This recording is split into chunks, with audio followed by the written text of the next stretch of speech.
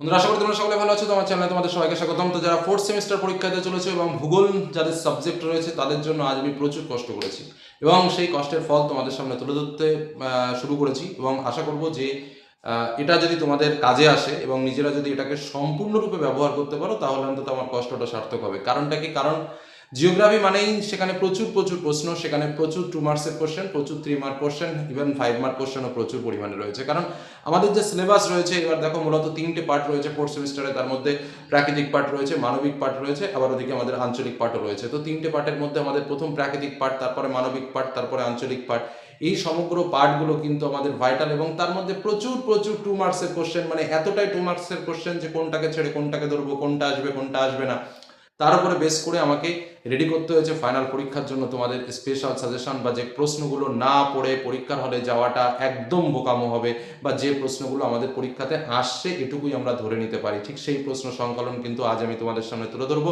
আজকের আলোচনায় আমরা প্রাকৃতিক পাঠ থেকে প্রশ্নগুলো তোমাদের তুলে ধরবো এবং প্রাকৃতিক পাঠে সব মিলিয়ে আমাদের 2 মার্কের প্রশ্ন লিখতে হবে দুটো, 3 মার্কের প্রশ্ন লিখতে হবে দুটো, এবং আমাদের 5 মার্কের প্রশ্ন লিখতে হবে একটা, তাই তো? এবার মজাটা কোথায় একটু সেটা বলে রাখি। দেখো, 2 মার্কের কোশ্চেন আমাকে দুটো লিখতে হবে, কিন্তু আমাকে পরীক্ষার হলে কিন্তু আমার 2 মার্কের প্রশ্ন আসবে 4টে। একই রকম ভাবে 3 মার্কের প্রশ্ন আমাকে লিখতে হবে দুটো, আমার পরীক্ষার হলে আসবে 4টে।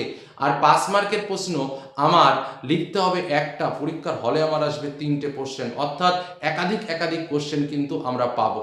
এবার যেহেতু প্রাকৃতিক পাঠে আমাদের 3টে প্রশ্ন আসলেও আমাদের মূল সিলেবাস হয়ে যাচ্ছে 6টা পার্ট আমাদের রয়েছে, সেই কারণে কিন্তু কোনো পার্টকে আমরা বাদ দিতে পারছি না যে না এই পার্টটাকে বাদ দিলে আমরা বেঁচে যাব। এই পার্টটা থেকে দেখা গেল যে 6টার মধ্যে যে 3টে পার্টকে আমরা একটু দুর্বল করলাম, সেই 3টে বাদে অন্য 3টে থেকে প্রশ্ন চলে আসলো। তো যে কারণে কিন্তু ন্যূনতম 4টে পার্টের প্রশ্ন আমাদের ভালোভাবে যদি আমরা রেডি করি, এটাই হচ্ছে চালাকি। চালাকি বলছিলাম না যে কিছু কিছু চালাকি দেবো, আমি সেটাই তোমাদের এবার দিচ্ছি।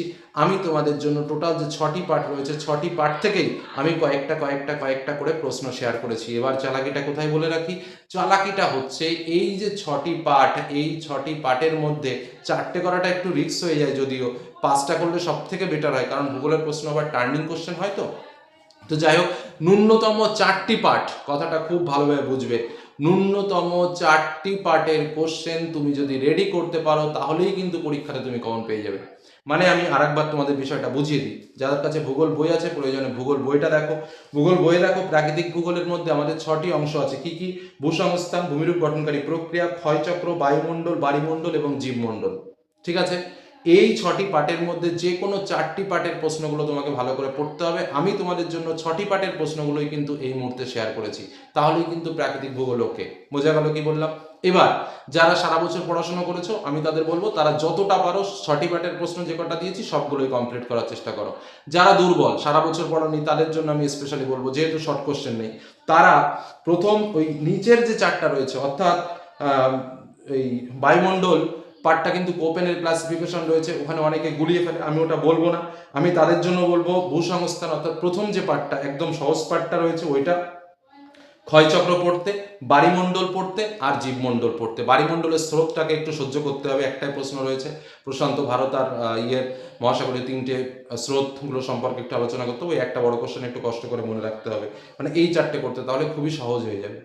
আর যারা ভালো ছেলে মেয়ে রয়েছে তাদের বলবো সবগুলোই করতে, তোমরা দেখে নাও। তবে চালাক আমি বলে দিয়েছি, যে কোনো 4টে পার্টের প্রশ্ন ভালো করে রেডি করো। আর যারা মনে করবে যে না স্যার আমি 6টা পার্টের কোশ্চেন পড়বো, তাদের জন্য একদম ডান, মানে গ্যারান্টি সহকারে পাচ্ছ। প্রাকৃতিক ভূগোলের কোনো অরেও যে প্রশ্ন থাকবে সেই প্রশ্ন কমন পাবে, এটুকু বললাম। সময় নষ্ট করবো না, সরাসরি চলে যাবো মূল সাজেশন পড়বে। আমি 6টা অংশেরই সাজেশন তোমাদের সামনে তুলে ধরছি, বা যে প্রশ্নগুলো তোমাকে পড়তে হবে সেই প্রশ্নগুলো তুলে ধরছি। এদের মধ্যে থেকে যে কোনো 4টি পার্ট দুর্বলরা অবশ্যই অবশ্যই কমপ্লিট করবে 4টি অংশে। আর যারা সবল বা সবকিছু পড়তে পারছো তারা টোটাল পার্টটাকে কমপ্লিট করবে। এটাই হলো আমার কথা। চলো এবার চলে যাবো মূল সাজেশন।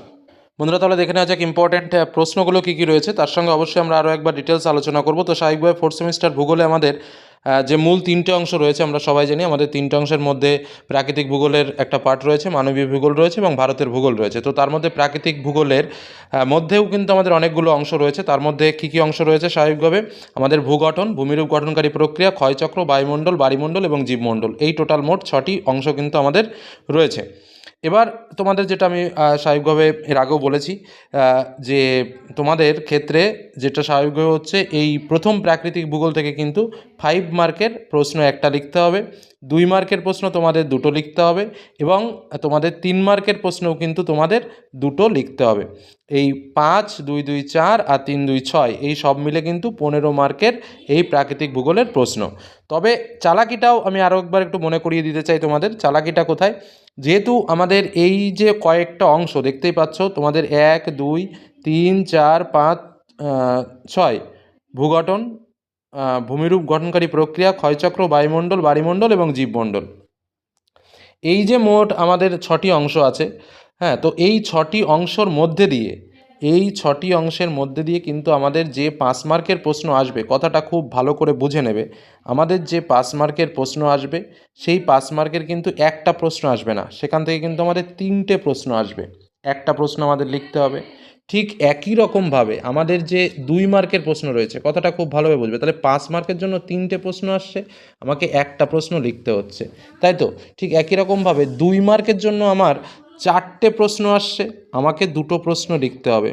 3 মার্কের জন্য আমার 4টে প্রশ্ন আসছে, আমাকে দুটো প্রশ্ন লিখতে হবে। অর্থাৎ আমার লেখার জন্য কিন্তু এক্সট্রা কোশ্চেন কিন্তু যথেষ্ট দেওয়া থাকবে, কিন্তু ভূগোলের প্রশ্নেরও শেষ নেই। তো চলো আমরা এখন কি কি প্রশ্ন আমাদের পড়তে হবে একদম ডিটেলস দিয়ে দিচ্ছি, এই প্রশ্নগুলো অবশ্যই পড়ে পরীক্ষার হলে যেতে হবে। প্রথম আমাদের ভূসংস্থান বা ভূগঠনের থেকে যে পার্টগুলো রয়েছে আগে সেইগুলো বলি, তারপর ভূমিরূপ গঠনকারী প্রক্রিয়া, তারপর ক্ষয়চক্র, বায়ুমণ্ডল, বাড়িমণ্ডল এবং জীবমণ্ডল দিয়ে প্রাকৃতিক ভূগোলের মূল পাঠ আমাদের শেষ হবে। তো প্রথম ভূসংস্থান বা ভূগঠন থেকে প্রথম প্রশ্ন, সমুদ্রবক্ষের বিস্তৃতির প্রমাণ বা সাক্ষ্যগুলি বিস্তারিত আলোচনা করো, গুরুত্ব ও সমালোচনা সহ। কেন আমি এরকমভাবে দিয়েছি? কারণ এর গুরুত্বটা আলাদাভাবে 2 মার্কে দিতে পারে, দুটি সমালোচনা লেখা বলে 2 মার্কে দিয়ে দিল, এই কারণে কিন্তু এই প্রশ্নগুলো তোমাকে পড়তে হবে। নেক্সট প্রশ্ন, পাঁচ সংস্থান তত্ত্বের আলোকে ভঙ্গিল পর্বত উৎপত্তির কারণ ব্যাখ্যা করো। Most important question. নেক্সট প্রশ্নটা, বিভিন্ন প্রকার পাঁচ সীমান্তে গঠিত বিভিন্ন প্রকার ভূমিরূপ। অর্থাৎ এই ক্ষেত্রে এই যে প্রশ্নটা আমি দিয়েছি, প্রশ্নটাকে ঘুরিয়ে কীভাবে দিতে পারে সেটাও কিন্তু জেনে রাখা উচিত। অভিসারী পাঁচ সীমান্তে গঠিত ভূমিরূপগুলো কী কী, অপসারী পাঁচ সীমান্তে গঠিত ভূমিরূপগুলো কী কী, বা নিরপেক্ষ পাঁচ সীমান্তে গঠিত ট্রান্সফর্ম চ্যুতি যেটা আমাদের গঠিত হয় সে, বা একটি ভূমিরূপ নিয়ে লেখো, 2 মার্কে দিয়ে দিল। অর্থাৎ বিভিন্ন প্রকার পাঁচ সীমান্তে যে ভূমিরূপগুলো গঠিত হয়েছে সেই ভূমিরূপগুলো সম্পর্কে কিন্তু তোমাকে জেনে রাখতে হবে। কয়েকটা টিকা আমি এখানে তুলে ধরেছি, যে টিকাগুলো কিন্তু 2 মার্কে মোস্ট ইম্পর্টেন্ট। কী কী? সাবডাকশন জোন, ত্রিপাত সীমান্ত, মধ্য আটলান্টিক শৈলশিরা বা মর যেটাকে বলছে মিড আটলান্টিক রিজ, পুরাচুম্বকত্ব, গঠনকারী ও বিনাশকারী পাত সীমান্ত, মানে এই একই কথা একটু আগে যেটা বললাম, নিরপেক্ষ পাত সীমান্ত এবং বৃত্তচাপীয় দ্বীপমালা। তারপর যথারীতি রয়েছে তপ্তবিন্দু অর্থাৎ hotspot, Benioff zone, suture line, এই কটা কিন্তু আমাদের প্রথম যে অংশটা রয়েছে এই অংশটার ভেতরে মোস্ট ইম্পর্ট্যান্ট, অর্থাৎ আমাদের ভূসংস্থান বলতে পারো যে পার্টটা রয়েছে, বা ভূগঠন বলে যে পার্টটা রয়েছে সেই পার্টটা। দ্বিতীয় পার্টটা হচ্ছে যেটা আমাদের সবথেকে বড় অংশ এবং আমাদের সবথেকে বেশি পরিমাণে আমাদের পড়তে হয়, সেটা হচ্ছে ভূমিরূপ গঠনকারী প্রক্রিয়া। কারণ এই পার্টটা আমাদের ভীষণই বড় এবং আমাদের সিলেবাসটাও যদি আমরা দেখি, আমাদের কোস্টাল ইরোশন আছে, অ্যালুশিয়ান ল্যান্ডফর্ম আছে, আমাদের ফ্লুভিয়াল ল্যান্ডফর্ম আছে, অনেক পার্ট কিন্তু আমাদের এর ভেতরে রয়েছে। তো যাই হোক, তার মধ্যে দিয়ে আমাদের পড়তে তো হবেই, কারণ পরীক্ষাতে আমাদের প্রশ্ন আসবে। তো যাই হোক, এখান থেকে যে ভাইটাল প্রশ্ন সেটা তো আমাদের করতেই হবে, যেটা ছোটোবেলা থেকে আমরা পড়ে আসছি, সেটা হচ্ছে নদী, বায়ু, হিমবাহ, সমুদ্র তরঙ্গ, এই চারটের যে কাজ, অর্থাৎ এর সঞ্চয় কার্য বলো, এর ক্ষয় কার্য বলো, প্রত্যেকটাই ভালো করে পড়তে হবে। এবং তার সঙ্গে সমুদ্র তরঙ্গ একটা নতুন পাঠ, আর বায়ু ও জলধারা যেটা তোমরা ছোটোবেলায় পড়ে এসছো এইগুলোর, অর্থাৎ প্রত্যেকটার ক্ষয় এবং সঞ্চয়িত ভূমিরূপ 3-4টে করে পড়ে আসতে হবে। আর তার থেকেও বড় যে কথাটা, সেই কথাটা একটু বুঝে নাও। এই নদীর ফলে গঠিত ভূমিরূপ, বায়ুর ক্ষয়কার্য বা সঞ্চয় কার্যের ফলে, হিমবাহের ক্ষয় বা সঞ্চয় কার্যের ফলে, বা সমুদ্র তরঙ্গের ক্ষয় বা সঞ্চয় কার্যের ফলে যে ভূমিরূপগুলো গড়ে ওঠে, ধরো ভৃগু সমুদ্র তরঙ্গের ফলে, বা তরঙ্গ কর্তৃত মঞ্চ, এই যে জিনিসগুলো, এই যে মানে পার্টগুলো বা এর ভেতরে যে সাব পয়েন্টগুলো আমরা পড়েছি, এই পয়েন্টগুলোও কিন্তু আমাদের ইম্পর্ট্যান্ট 2 মার্কের প্রশ্ন হিসেবে। যার জন্য দেখো আমি নিচে নোটও করে দিয়েছি, মনে রাখবে গঠিত ভূমিরূপ এর মধ্যে যে ছোট পয়েন্টগুলো রয়েছে সেই প্রশ্নগুলো কিন্তু 2 মার্কের প্রশ্নরূপে আসতে পারে, যে কারণে প্রত্যেকটা বিষয়ের পয়েন্টগুলি সংজ্ঞা, বৈশিষ্ট্য, উদাহরণ ও চিত্রসহ মনে রাখার চেষ্টা করবে। কারণ এই প্রশ্নটা যে শুধু এই একটা প্রশ্ন সেটা কিন্তু নয়, কারণ এর মধ্যে দিয়ে আমাদের লুকিয়ে রয়েছে অনেক 2 মার্কস কোশ্চেন এই প্রশ্নটার মধ্যে। তো ওইগুলো স্বাভাবিকভাবে পড়লে অটোমেটিক আমরা এখান থেকে লিখতে পারবো। পরবর্তী প্রশ্নতে আমরা চলে আসবো। এই প্রশ্নটাকে ঘুরিয়ে নদীটাকে ঘুরিয়ে আবার একটু অন্যরকমভাবে দিতে পারে, সেটাও আমি এখানে নোট করে দিয়েছি, যে নদীর বিভিন্ন প্রবাহে গঠিত বিভিন্ন প্রকার ভূমিরূপগুলি আলোচনা করো। বললো নদীর উৎস গঠিত 3টি ভূমিরূপ সম্পর্কে আলোচনা করো, এটা। ঠিক আছে, তারপরে প্রশ্নতে চলে আসি। বদ্বীপ গঠনের শর্ত ও বিভিন্ন প্রকার বদ্বীপের শ্রেণীবিভাগ করো। বিভিন্ন প্রকার উপকূলের বর্ণনা দাও। কার্স্ট অঞ্চলে জলধারার কার্যের ফলে গঠিত ভূমিরূপগুলি সম্পর্কে আলোচনা করো। নদী বায়ু এর ক্ষয় ও সঞ্চয় প্রক্রিয়াগুলি সম্পর্কে লেখো। সঞ্চয় প্রক্রিয়ার ফলে গঠিত ভূমিরূপ আলাদা জিনিস, আর কিভাবে তারা ক্ষয় ও সঞ্চয় করে এটা কিন্তু আলাদা জিনিস। ঠিক আছে, ওই অবঘর্ষ ঘর্ষণের যে পার্টটা, ওই পার্টটা। পরবর্তী প্রশ্নতে আমরা চলে আসি। সমুদ্র তরঙ্গের নিয়ন্ত্রকগুলো কী কী বা সমুদ্র তরঙ্গ সৃষ্টির কারণ কী? পরবর্তীতে কয়েকটা টিকা রয়েছে। আরোহণ প্রক্রিয়া, অবরোহণ প্রক্রিয়া, নগ্নিভবন, পুঞ্জিত ক্ষয়, ক্ষয়ীভবন, ধারণ অববাহিকা, দোআব, জলপ্রপাত, প্লাবনভূমি, উপকূল রেখা, তটভূমি। তটভূমির মধ্যে আবার পশ্চাৎ তটভূমি আর পুরোদেশীয় তটভূমি আলাদা করে টিকা আকারে পড়ে রাখবে। সৈকত বা বেলাভূমি, ডালমেশিয়ান উপকূল, স্টাক ও স্টাম্প, জিও, তরঙ্গ কর্তৃত মঞ্চ, খিলান, পুরোদেশীয় বাঁধ, প্রবাল প্রাচীর, মরুদ্যান, ইনসেলবার্স, ধ্রিয়ান, ওয়াদি, প্লায়া, বহির্বিধৌত সমভূমি, অন্ধ উপত্যকা, শুষ্ক উপত্যকা। এইগুলো যদি পড়া থাকে তো ঠিক আছে, যদি না পড়া থাকে ইমিডিয়েটলি নোট করো, কারণ কোনটা আসবে কোনো গ্যারান্টি নেই। কয়েকটা পার্থক্য দিয়েছি, এই পার্টটা আমাদের সব থেকে বড় পার্ট। পার্থক্যের মধ্যে কী কী আছে? গিরিখাত ও ক্যানিয়ন, উত্থিত উপকূল, নিমজ্জিত উপকূল, রিয়া উপকূল, ফিয়ার্ড উপকূল, গঠনকারী তরঙ্গ ও বিনাশকারী তরঙ্গ, অনুদৈর্ঘ্য বালিয়াড়ি এবং অনুপ্রস্থ বালিয়াড়ি। আরেকটা প্রশ্ন এক্সট্রা রয়েছে, যেটা হচ্ছে বিভিন্ন প্রকার বালিয়াড়ি সম্পর্কে আলোচনা করো। এই প্রশ্নগুলো কিন্তু আমার এই অংশ থেকে পড়তেই হবে, ভূমিরূপ গঠনকারী প্রক্রিয়া থেকে। তারপরে অংশ ক্ষয়চক্র থেকে অল্প কয়েকটা প্রশ্ন রয়েছে। ডেভিসের নদী ক্ষয়চক্র বা স্বাভাবিক ক্ষয়চক্র বিভিন্ন পর্যায়গুলি চিত্রসহ সমালোচনা সহ ব্যাখ্যা করো, মোস্ট ইম্পর্টেন্ট কোশ্চেন। আর দ্বিতীয় প্রশ্ন, পুনর্যৌবন লাভ কাকে বলে, কয় প্রকার কী কী আলোচনা করো, বা পুনর্যৌবন লাভের পরে গঠিত ভূমিরূপগুলো কী কী। এবার ঠিক এই একই কথা, এই গঠিত ভূমিরূপগুলোর মধ্যে যে কটা রয়েছে সেগুলো কিন্তু 2 মার্কে আসতে পারে। যেমন উপত্যকার মধ্যে উপত্যকা বলতে কী বোঝো, নদী মঞ্চ বলতে কী বোঝো, এই বিষয়গুলো। তারপরে চলে আসো পরের প্রশ্ন। ডেভিসের নদী ক্ষয়চক্রের শর্তগুলো কী কী, বা শুষ্কতার ক্ষয়চক্রের পূর্ব শর্ত ও আদর্শ অবস্থা কী কী। কয়েকটা পার্থক্য দিয়েছি, তার মধ্যে স্বাভাবিক ক্ষয়চক্র, মরু ক্ষয়চক্র, মোনাডনাক, ইনসেলবার্স, পেনিপ্লেন ও পেডিপ্লেন।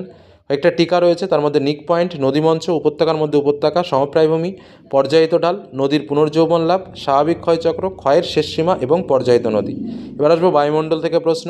ক্রান্তীয় ঘূর্ণবাত ও নাতিশীতোষ্ণ ঘূর্ণবাতের পার্থক্য, ঘূর্ণবাত ও প্রতীপ ঘূর্ণবাতের পার্থক্য। কয়েকটা টিকা রয়েছে, তার মধ্যে আইটিসিজেড, অক্লুশন, সীমান্ত, ওজন গহ্বর, সৌরধ্রুবক, ওজন হোল, ঘূর্ণবাতের চক্ষু। আর নেক্সট কোশ্চেন, ক্রান্তীয় নাতিশীতোষ্ণ ঘূর্ণবাতের জীবনচক্র ও বৈশিষ্ট্য লেখো। পরবর্তী কোশ্চেন, জলবায়ু অঞ্চলের বৈশিষ্ট্য কী, জলবায়ু পরিবর্তনের কারণ কী। কোপেনের জলবায়ু শ্রেণীবিভাগগুলি আলোচনা করো। প্রধান প্রধান গ্রিনহাউস গ্যাসগুলো কী কী, বিশ্ব উষ্ণায়নের কারণ ও প্রভাব সম্পর্কে আলোচনা লেখো। এবার আসবো বায়ুমণ্ডল থেকে প্রশ্ন। প্রশান্ত, আটলান্টিক এবং ভারত মহাসাগরের 3টি করে উষ্ণ ও শীতল সমুদ্র স্রোতের সম্পর্কে নোটস রেডি রাখবে। কোনটা আসবে গ্যারান্টি দিয়ে কিছু বলা যাবে না। নেক্সট টিকা, শৈবাল সাগর, হিমপ্রাচীর, এলনিনো, লা নিনা, হিমশৈল, গ্র্যান্ড ব্যাঙ্ক, মগ্নচড়া, দক্ষিণী দোলন।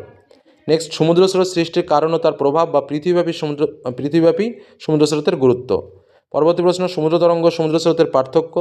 নেক্সট কোশ্চেন, নিউফাউন্ডল্যান্ড উপকূলে ঘন কুয়াশা ও ঝড়ঝঞ্ঝার সৃষ্টি হয় কেন। নেক্সট কোশ্চেন, জাপান উপকূলে মৎস্যক্ষেত্র বিকাশ লাভ করার কারণ কী। এবার জীবমণ্ডল থেকে কোশ্চেন, জীববৈচিত্র্যের সংজ্ঞা ও বৈশিষ্ট্য লেখো। জীববৈচিত্র্যের প্রকারভেদ সম্পর্ক লেখো। এই প্রকারভেদের মধ্যে জন্মগত, প্রজাতিগত এবং বাস্তান্ত্রিক বৈচিত্র্য আলাদাভাবে পড়ে রাখবে, 2 মার্কও দিতে পারে। নেক্সট, আলফা, বিটা ও গামা বৈচিত্র্যের বৈশিষ্ট্য ও গুরুত্ব কী, বা জীববৈচিত্র্যের বিভিন্ন প্রকার পরিমাপক পদ্ধতিগুলির বর্ণনা দাও। পরবর্তী প্রশ্ন, জীববৈচিত্র্য বিনাশ এর কারণ কী, জীববৈচিত্র্য সংরক্ষণ এর বাস্তুতান্ত্রিক গুরুত্ব ও প্রয়োজনীয়তা আলোচনা করো। টিকা লেখো, জীববৈচিত্র্য সংরক্ষণ আইন, সংরক্ষিত জীবমণ্ডল, জাতীয় উদ্যান, অভয়ারণ্য, সংরক্ষিত অরণ্য, এক্সিটু সংরক্ষণ, বীজ bank, green data book, red data book. এবং লাস্ট কোশ্চেন, ভারতকে মহাজীববৈচিত্র্যের দেশ বলা হয় কেন, বা ক্রান্তীয় অঞ্চল খুবই জীববৈচিত্র্য সমৃদ্ধ হয় কেন। এই হলো আমাদের জীববৈচিত্র্য থেকে প্রশ্ন। অর্থাৎ আমরা আমাদের প্রাকৃতিক পাঠের যে কটা বিষয় রয়েছে সবগুলো কিন্তু তোমাদের জন্য শেয়ার করলাম। তো এই প্রশ্নগুলো যদি তোমরা ভালো করে পড়ো তাহলে কিন্তু তোমরা প্রাকৃতিক পাঠ থেকে আর কোনো তোমাদের সমস্যা হওয়ার কোনো কারণ নেই, কিন্তু এই প্রশ্নগুলো পড়তেই হবে, কারণ ভূগোলে প্রচুর প্রচুর প্রশ্ন রয়েছে। এটুকু বলে আজকের আলোচনা শেষ করলাম। পরবর্তী ভিডিওতে আমরা আমাদের মানবীয় ভূগোল এবং তারপরে ভিডিওতে আমরা ভারতের যে পাঠটা রয়েছে সেই পাঠ নিয়ে আলোচনা করব। ধন্যবাদ।